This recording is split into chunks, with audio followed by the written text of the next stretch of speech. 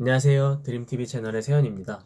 아마 이 영상이 올라가는 시기가 시험 일주일 전 정도일 것 같은데 남은 기간 마무리하시는 데 도움이 될 수 있도록 지난 영상에서 마저 다루지 못한 수업 실현 실전 팁 그리고 심층 면적 피드백 모음을 한번 다루어 보려고 해요.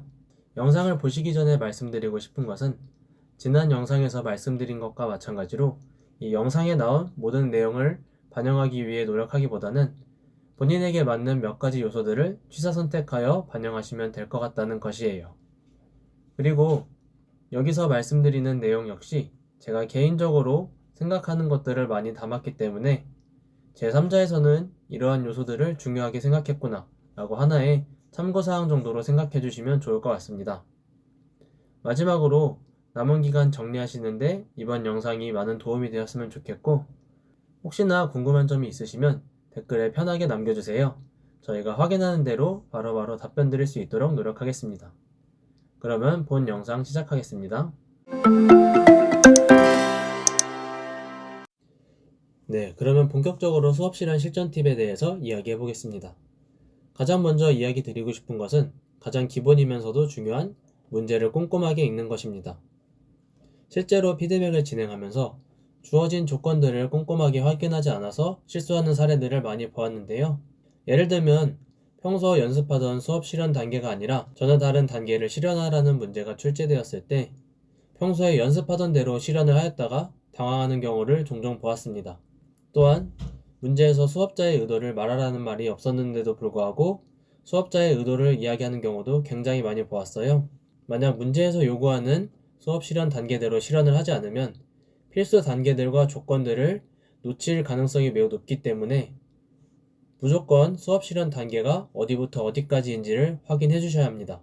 또한 수업자의 의도 같은 경우에는 문제에서 수업자의 의도를 이야기하라는 말이 없었어도 수업자의 의도를 이야기하고 시작하는 것은 괜찮지만 뒤에 가서 핵심 발문, 핵심 활동에 투자할 시간들이 많이 줄어들기 때문에 문제에서 수업자의 의도를 이야기하라는 말이 없었다면 굳이 이야기하지 않는 것을 권장하고 싶습니다.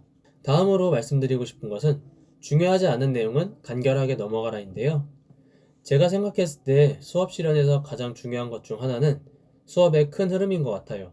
40분짜리 수업을 10분 또는 20분 이렇게 짧은 시간 안에 담아야 하는데 40분짜리 수업에 있는 세부적인 요소들을 모두 담고자 한다면 현실적으로 어려움이 있을 거라고 생각이 들어요. 활동 설명을 실제 수업처럼 구체적으로 하려고 하거나 아니면 활동을 구성할 때 이 활동이 정말 정확하게 학습 목표에 도달하는지 깊게 들어가는 경우 그리고 모든 발문들을 하나하나 따져보며 적합한지를 고민하는 경우에는 나중에 조건 충족을 하기 위한 개별 피드백을 제공하거나 학생들과 확산적 발문을 던지고 발표를 받으면서 학습 목표 도달에 필요한 내용들을 미러링하는 시간들을 많이 잡아먹게 될 거라는 생각이 들어요. 그래서 혹시 활동 설명을 지나치게 구체적으로 하는 경우에는 지금 현재 수업 실현 상황에서는 학생들이 모두 이해했다고 가정하고 넘어갈 수 있으니 최대한 필요한 내용만 간결하게 이야기하고 넘어가시는 걸 권장합니다. 다음으로 활동 구성 같은 경우에도 학습 목표를 보시고 이 학습 목표에서 요구하는 활동 그리고 학습 목표에 제시된 키워드만 잘 담고 있다면 저는 충분히 성공적으로 활동을 구성했다고 말씀드리고 싶어요. 예를 들어 영상에 나온 것처럼 이러한 학습 목표가 제시된다면 키워드인 인권 침해 사례를 찾는 것 그리고 앞의 내용을 고려하여 학생들이 주변에 있는 인권 침해 사례를 찾도록 교사가 지원하는 것. 이 정도만 활동에 반영된다면 저는 충분히 성공적인 수업이 이루어졌다고 생각할 수 있을 것 같습니다. 마지막으로 내가 교구를 이렇게 나누어줘도 될까? 아니면 학생들에게 이렇게 이야기해도 될까 하는 모든 발문들을 따져보기보다는 조건단원을 지도할 때 나의 개별 피드백이 조건 충족에 충분한지, 학생들의 생각을 충분히 깨울 수 있는 확산적 발문을 하였는지, 그리고 학생들이 학습 목표에 도달했다고 어필할 수 있을 정도로 내용을 잘 미러링 하였는지 이런 것들에 조금 더 집중하시는 걸 권장하고 싶습니다. 다음으로 목소리와 말투의 중요성인데요. 실제로 여러 사람들의 수업을 보다 보니 이 목소리나 말투가 굉장히 수업의 중요한 요소라는 것을 깨달을 수 있었어요. 먼저 목소리의 크기를 적절하게 변화를 주어 수업을 하니까 굉장히 수업의 전문가처럼 보였는데요. 학생들에게 정말 강조해야 될 요소가 있을 때는 크게, 그리고 순간적으로 학생들의 이목을 집중시켜야 될 때 작게, 이렇게 목소리의 크기 변화를 적절히 주어가며 수업을 할 때 정말 수업에 집중도 잘 되고 수업을 잘하신다 이런 생각이 들었던 것 같습니다. 다음으로 본인의 말의 속도가 지나치게 빠르지는 않는지 고민해 보시면 좋을 것 같은데요. 실제로는 어린 학생들을 대상으로 수업을 하고 있는 것이기 때문에 학생들의 수준에 맞춰 말의 속도를 조금 천천히 해주시는 걸 권장합니다. 본인의 말의 속도가 너무 빠르다면 문장을 이야기하고 잠깐 쉬었다가 문장을 이야기하는 정도만 되어도 천천히 이야기하기 위해 노력하는 것처럼 보이더라고요. 마지막으로 이러한 상황이 생기면 안 되겠지만 발문을 하던 도중 다음 발문이 생각나지 않는 경우가 종종 있는데요. 이럴 때 순간적으로 생각을 하느라 이야기하고 있던 문장이 다 마무리되지 않았는데도 불구하고 잠깐 고민을 하시거나 구상지를 참고하시는 경우가 있었어요. 그런데 이렇게 문장이 다 마무리되지 않은 상태에서 순간적으로 발문을 끊으니까 수업의 흐름이 크게 끊긴 것처럼 느껴졌습니다. 그래서 혹시 고민을 하시거나 구상지를 참고하실 때에는 말하던 문장만큼은 확실하게 마무리를 짓고 참고하시는 걸 권장하고 싶습니다. 다음으로 실제 수업과 같은 느낌을 주기 위해서 여러 가지 상황들을 추가해 주시는 걸 권장하고 싶은데요. 사실 플러스 알파의 요소이긴 하지만 이러한 요소들이 많을수록 수업이 조금 더 다채롭게 느껴지고 실제 교실 같은 느낌을 받을 수 있어서 좋더라고요.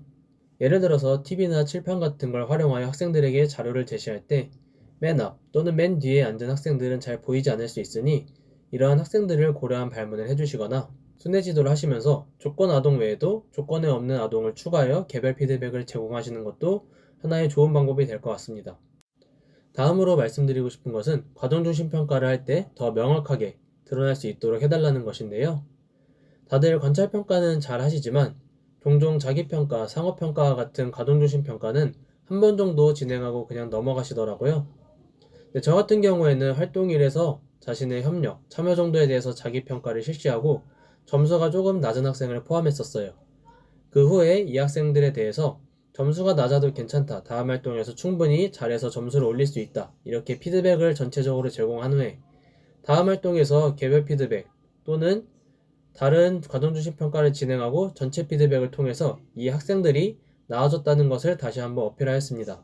이렇게 제 수업 내에서 학생들이 개선되었다는 점을 어필하고 또 제가 과정중심 평가를 하고 있다는 것까지 보여줄 수 있어서 과정중심 평가를 하실 땐 이렇게 명확하게 드러날 수 있도록 해주시면 좋을 것 같습니다.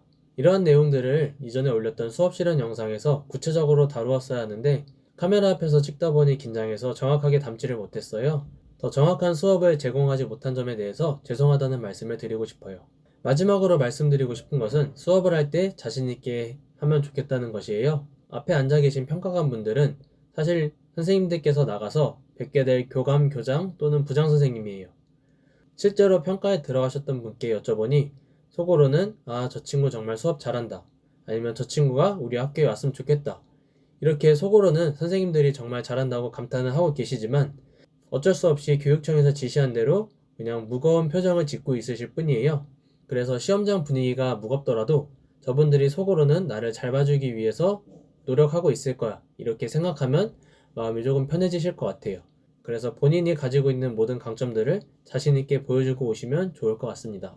다음으로 심층 면접을 진행하면서 피드백을 드렸던 내용을 정리해 보려고 하는데요. 여기서도 마찬가지로 가장 먼저 말씀드리고 싶은 것은 문제를 꼼꼼하게 읽고 문제에서 요구하는 답안이 무엇인지 명확하게 파악하는 것입니다. 문제를 꼼꼼하게 읽지 않았을 때 발생할 수 있는 문제가 총 두 가지가 있는데요. 첫 번째가 바로 문제에서 요구하는 방향에서 벗어난 답변을 하는 것입니다. 예를 들어 아동학대에 대해서 대처 방안을 이야기하라고 하였는데 아동학대의 예방 방안을 이야기하거나 학생들의 창의성 신장을 위한 지도 방안을 설명하라고 하였는데 논지는 잘 말해놓고 논거에서 갑자기 인성함양에 대한 이야기를 다루면서 논점에서 이탈한 답변을 듣게 되었을 때 조금 이 답변이 인정받을 수 있을지에 대한 의문이 들었습니다. 또한 주어진 문제를 아예 잘못 읽는 경우도 있었는데요. 예를 들어 이러한 문제가 나왔을 때 긴장한 탓에 앞에 있는 질문을 잘 읽지 못해서 시사점을 그냥 넘어가는 경우가 있었어요. 또한 문제에서는 사이버 폭력에 대한 이야기를 다루고 있는데 정작 답변을 할 때는 학교 폭력에 대한 이야기를 답변으로 한다면 실제 문제에서 요구하는 답안에서 크게 벗어났기 때문에 아무래도 조금 치명적이지 않을까 싶어요. 그래서 반드시 주어진 문제를 꼼꼼하게 읽고 내가 무엇을 답변해야 되는지 생각하는 시간을 충분히 가지면 좋을 것 같습니다. 다음으로 논지는 간결하게인데요. 이 논지가 지나치게 길어질 경우 말하고자 하는 말을 명확하게 파악하기가 어려워서 가짓수를 체크하는 것이 매우 어려웠어요.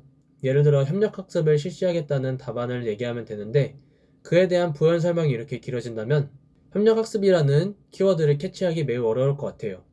그래서 이렇게 협력학습을 실시하겠습니다. 짧게 이야기하시고 그 뒤에 논거에서 다양한 내용들을 보충하여서 설명해 주시면 좋을 것 같습니다. 또한 이건 선택적이긴 하겠지만 논지를 상위 개념으로 이야기해 주시면 훨씬 더 좋을 것 같아요. 예를 들어 논지에서 관찰평가를 이야기한다면 앞으로 나올 논거는 이 관찰평가에 대한 것만 이야기해야 되기 때문에 굉장히 답안의 범위가 좁혀지고 생각도 더 깊게 할 수밖에 없어요. 그런데 논지에서 가동중심 평가를 이야기하게 된다면 가동중심 평가에 속한 다양한 평가를 이야기할 수도 있고 또 답변할 수 있는 내용들의 폭이 넓어지기 때문에 앞에서의 사례보다는 조금 더 여유있게 생각할 수 있을 것 같습니다. 다음으로 이 가짓수 채우기가 가장 중요하다는 것을 다시 한번 강조드리고 싶어요. 다들 알고 계시겠지만 실제로 답변을 하다 보면 그렇게 되지 않는 경우가 종종 있었어요. 시간이 부족한 상황에서 자신이 말한 논지에 대해서 논거를 완벽하게 붙이며 마무리하려다가 정작 뒤에서 시간이 다 되어서 이야기해야 되는 논지를 다 채우지 못한 경우가 있었어요. 이렇게 가짓수를 채우지 못하게 되면 논거를 한두 문장 말하지 못한 것보다 훨씬 더 큰 폭으로 감점이 되고 치명적일 수 있기 때문에 반드시 가짓수를 채우는 것을 우선으로 해주셔야 합니다. 시간이 부족할 경우 논거를 한 문장만 말하거나 아예 논지만 이야기하는 것을 권장하고 싶고요.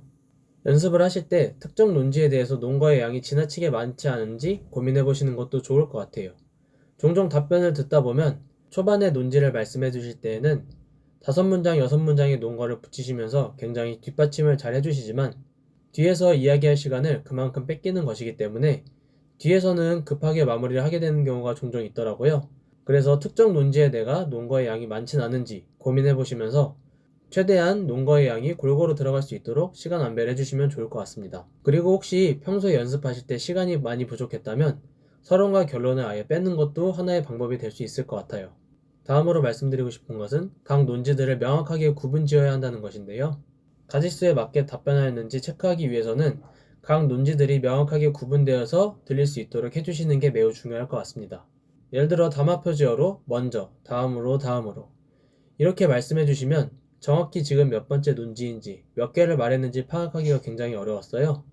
그래서 첫째, 둘째, 셋째와 같이 말씀을 해주시고 이걸 조금 더 강조하기 위해서 각 담화 표지어들은 조금 더 강하게 이야기하시는 것도 좋은 방법이 될 것 같습니다. 다음으로 논지는 다른데 이에 대한 논거가 겹치게 된다면 하나의 논지처럼 들려서 조금 아쉬웠어요. 그래서 혹시라도 논지를 말씀하실 때에는 앞에서 이야기했던 논거는 최대한 배제하고 말씀하실 수 있도록 연습을 해주시면 좋을 것 같습니다. 마지막으로 이건 정말 피드백을 많이 들었던 내용인데요. 논거에서 아까 논지에 나왔던 똑같은 담화 표지어가 다시 나오는 경우가 꽤 있었습니다. 예를 들어 첫째 뭐뭐입니다 라고 이야기했는데 그에 대한 예시를 말씀하시면서 다시 첫째 뭐입니다, 둘째 뭐입니다 이렇게 이야기를 하니까 순간적으로 논지와 논거가 섞이면서 어떤 게 논지고 어떤 게 논거인지 헷갈리는 경우가 굉장히 많았어요.